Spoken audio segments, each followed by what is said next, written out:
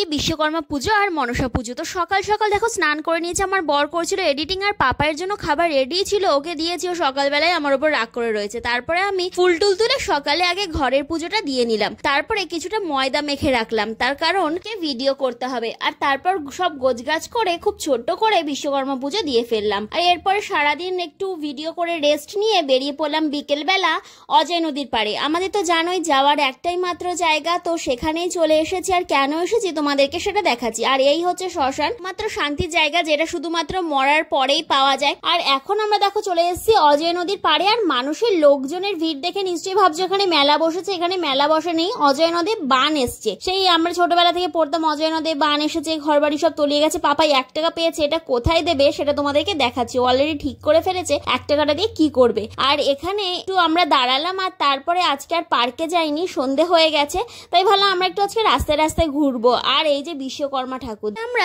ঠাকুর দেখবো আর এদিক ওদিক একটু ঘুরে বেড়াবো, তার জন্য বেরিয়েছি। এই দেখো আরেকটা ঠাকুর। আর পাপাই ওর বাবা কোন স্কুলে পড়ে সেটা দেখতে চাইছিল, তাই ওকে এখানে নিয়ে আসা হয়েছে। এরপর পাপাইকে কিনে দেওয়া হলো ঝালমুড়ি। আমরা আবার বেরিয়ে পড়লাম এদিক থেকে ওদিক, ওদিক থেকে ওদিক ঘোরার জন্য। এরপর সবশেষে আমরা চলে এলাম ঠাকুরের পুজো। আর পাপাই এখানেই 1 টাকাটা দিল, এরপর প্রণাম করে আমরা এখানে দক্ষিণা দিয়ে চলে এলাম বাড়ি।